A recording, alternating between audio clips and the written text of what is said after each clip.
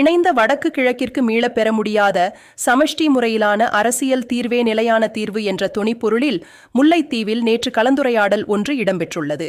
நிலையான அரசியல் தீர்வுக்கான 100 நாட்கள் செயல்முனைவின் 4வது வருட பூர்த்தியை முன்னிட்டு இந்த கலந்துரையாடல் நடத்தப்பட்டுள்ளது. Blue ocean group of companies இலங்கையின் வளர்ச்சியோடு உங்கள் வாழ்க்கையையும் உயர்த்துகிறோம்.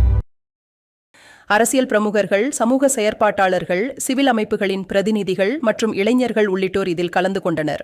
சட்டத்தரணி குமாரசிங்கம் ஹம்ஷன் வளவாளராக கலந்து கொண்டு தமிழ் மக்களின் அரசியல் அபிலாஷைகள் மற்றும் சமஷ்டி முறையிலான அதிகார பகிர்வு தொடர்பில் கருத்துக்களை முன்வைத்தார்.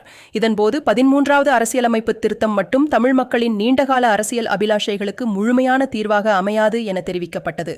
வடக்கு, கிழக்கு தமிழ் மக்களின் காணி, மொழி வளங்கள், அரசியல் பிரதிநிதித்துவம் மற்றும் சமூக பொருளாதார உரிமைகளை அரசியலமைப்பு சட்ட ரீதியாக பாதுகாக்கும் வகையிலான சமஷ்டி முறையிலான தீர்வே நிலையான சமாதானத்திற்கான அடித்தளமாக அமையும் எனவும் வலியுறுத்தப்பட்டுள்ளது.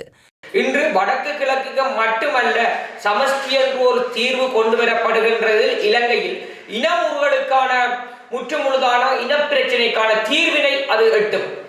மற்றது இனங்களுக்கு இடையிலான ஒரு தர்க்க ரீதியான பிரச்சனைகளை அது தீர்க்கும். கலாச்சார ரீதியான ஒரு பிரச்சனையை தீர்க்கும். இவ்வாறு சமஷ்டியின் ஊடாக ஒரு நாட்டிலே ஒரு நல்லிணக்க உறவினை மேற்கொள்ள முடியும் என்பதே தமிழ் மக்களுடைய நீண்டகால அபிலாசையாக சமஷ்டி அடங்கி இருக்கின்றது. எங்களுக்கும் இந்த தீவிலே சம உரிமை இருக்கின்றது என்ற அடிப்படையில் நாங்கள் அரசிடம் கேட்பது ஒன்றே ஒன்றுதான்.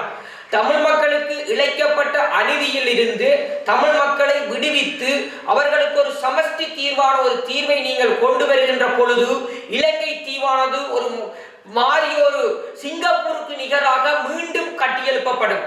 அந்த மாகாணங்களுக்கு அதிகாரங்களை பகிரப்படுகின்ற பொழுது எங்களுடைய வளமிக்க மாகாணத்தினை அந்த மாகாணங்களுக்கு வழங்கப்படுகின்ற அதிகாரத்தை கொண்டு கட்டியெழுப்புவதன் ஊடாக ஒரு வளமான எதிர்காலம் கொண்டு ஒரு நாட்டை உருவாக்க ஒரு அரசியலமைப்பு சட்டம், அரசியலமைப்பு திருத்தமானது இலங்கை பிரஜை மக்களுக்கு எதிராகவே மாறிக்கொண்டிருக்கின்றது. அந்த வகையிலே அந்த சட்டத்தினை சரியாக அமல்படுத்தி நாங்கள் அந்த தமிழ் மக்களுக்குரிய தீர்வு திட்டம் என்று மட்டுமல்லாது ஒட்டுமொத்த இலங்கையர்களுக்குமான தீர்வு திட்டமாக அந்த சமஷ்டியை கொண்டு வரும். பல் கலாச்சாரம் கொண்ட மக்கள் இங்கே வாழ்கின்றார்கள். பல் கலாச்சார முறைமைகள் இங்கே காணப்படுகின்றது. சமஷ்டி அடிப்படையிலாக அந்த பிரச்சனைகளுக்கு தீர்வினை காண முடியும்.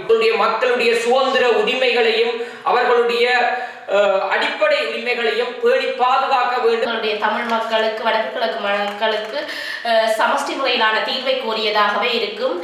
எனவே தற்பொழுதுள்ள புதிய அரசாங்கத்துடன் நாங்கள் கோரிக்கையாக வைத்துக் கொள்வது எங்களுடைய மக்களுக்கான இந்த சமஷ்டி தீர்வினை பெற்றுத்தரும்படி நாங்கள் மீண்டும் மீண்டும் கோரிக்கையாக வைக்கிறோம்.